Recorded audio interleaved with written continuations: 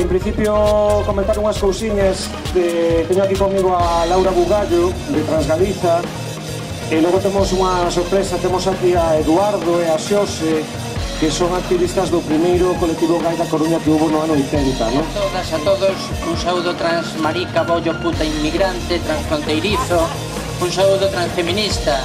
A rede transfeminista é unha rede que xurdiu diante da patoloxización da transexualidade por parte da Organización Mundial da Saúde. Hoxe en día, 5 expertos, pandilla de ineptos, 5 expertos yanquis están a analizar se somos realmente enfermas, se temos que receber un tratamento psiquiátrico. Están a decidir por nós, unha vez máis, como en estranxería tamén deciden pola xente inmigrante. Todas somos inmigrantes. Próximo outubro, cúmprese 30 anos dunha acción que pode considerarse como a primeira acción do movimento de gays, de lésbicas e de trans Transmaricabollo da Galiza, non? Pode ser, digamos, da maneira definido como Stonewall galego, non? Que foi o boicote á cafetaría Manhattan da Coruña, a Manhattan Plaza, non?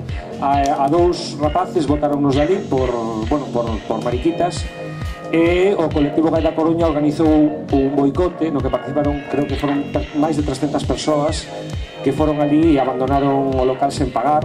Bueno, foi unha cousa moi sonada, non? Temos con nós aquí, a verdade que nós, desde as maribolleras, sentímonos herdeiros do espírito, en fin, e do desexo daquel primeiro colectivo Gai da Coruña. Estamos realmente contentos de ter con nós aquí a Xosé Eduardo, 30 anos despois daquela acción de Cafetería Manhattan, nesta manifestación modesta, pero bueno, en fin, creo que vale máis realmente o cariño que temos entre nós e o afecto e as ganas de liberdade que calquera outra cousa, non? Entón, deixamos con eles, vale? Moitas das cousas que conquerimos destes 30 anos: maior visibilidade, maior tolerancia, igualdade xurídica, etc. Sen embargo, os nosos obxectivos estratégicos seguen estando lamentablemente vixentes. Obxectivos que se resumen no desexo de lograr a plena igualdade e liberdade sexual e de xénero. A heterosexualidade segue a ser non unha opción sexual máis, senón a regra, a norma instituída que atravesa a educación, as producións culturais, os medios de comunicación.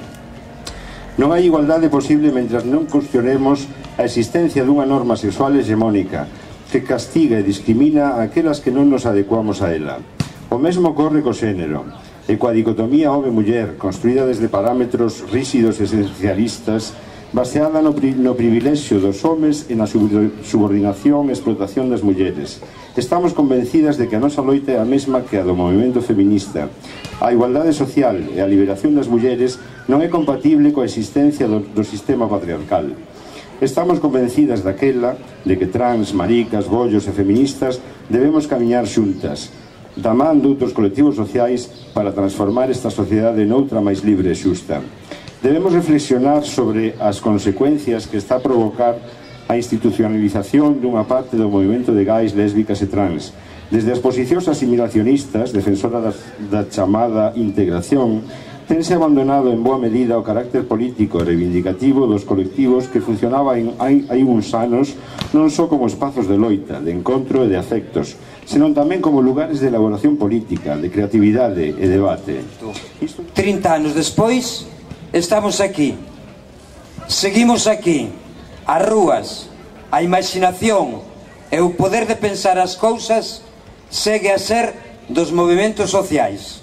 A alegría, a complicidade, o calor, o afecto, a felicidade e a creatividade son tamén os froitos de estar mellor descontroladas que institucionalizadas. Somos o que queremos ser. Nin pedimos permiso, nin pedimos perdón. Que non nos paren. Liberdade sexual.